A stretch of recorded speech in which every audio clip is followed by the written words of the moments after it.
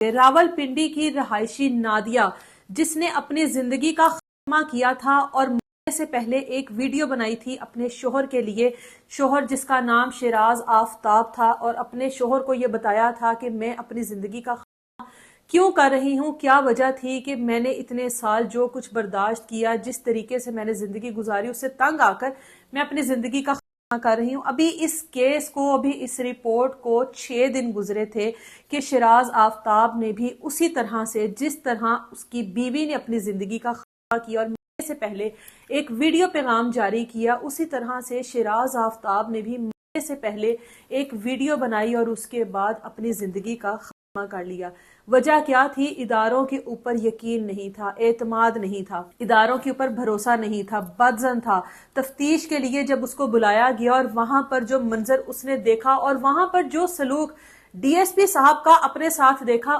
اس سلوک سے نالاں ہو کر، اس سلوک سے ناراض ہو کر، دل برداشتہ ہو کر، اندر ہی اندر اپنے آپ کو اذیت دینے کے علاوہ، اپنے آپ کو تکلیف دینے کے علاوہ، ضد ہونے کے علاوہ اس کے پاس اور کوئی آپشن نہیں تھی۔